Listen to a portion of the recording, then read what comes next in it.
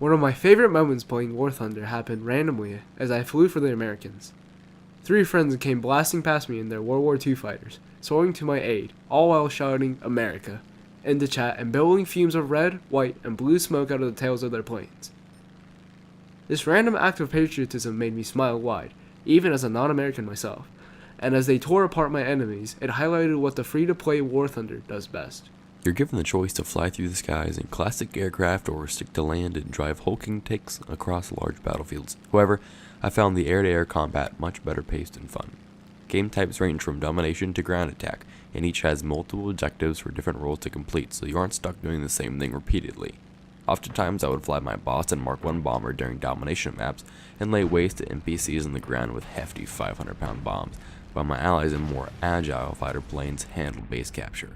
Proper team communication, like calling for allies to shoot off a fighter on my tail, is essential for success, especially true when playing one of the harder modes. Most of the time was spent in the action-packed arcade mode where vehicle damage isn't as severe and you have unlimited ammo and multiple respawns. I found WarThunder's flow and pacing to be at its best here, but the 2 other modes exist for the more hardcore enthusiasts. Realism mode increases the difficulty by adding limited ammo and harsher damage penalties, while simulation takes it to the extreme, where a single mistake can spell doom and you're given no extra planes to respond with. At its best, WarThunder is a game of rare beauty and grace. The game is breathtaking when you're in the air, soaring over mountain valleys or Pacific islands. Just taking a plane up through the clouds, where the world beyond your wingtips vanishes into fog, while condensation whips over the canopy, gives way to the most extraordinary joy and elation when you burst into the clear blue sky. It feels like I'm really up there at the controls of a plane, playing among the peaks and valleys of a cloud formation.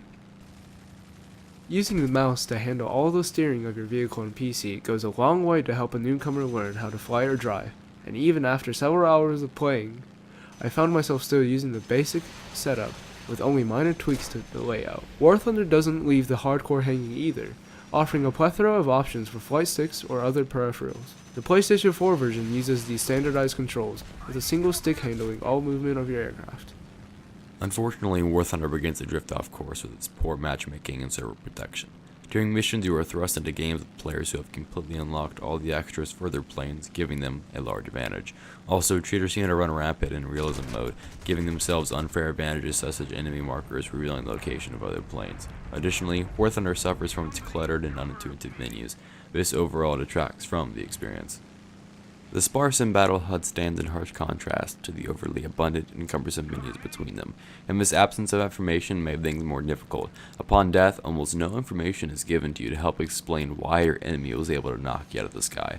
This lack of information even affects the currency, of which there are 3 types, but at no point is there ever a clear explanation of what each does. Spending them can prove bothersome, and it isn't until the post-battle screen pop-ups that I even get any hints. The one plus side is that WarThunder never made it feel necessary to purchase anything, because my time was rewarded generously with amounts of research and currency. For a free-to-play game, this is extremely important, and it helps balance out WarThunder as an enjoyable experience.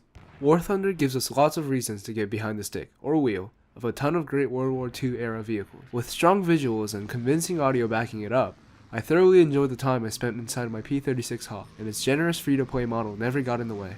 This intense game would be so much better though, if the horrific matchmaking system was not broken, and I didn't get steamrolled by super-ranked players constantly.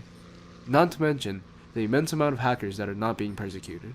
Together we'd rate this game March 5th out of 1770.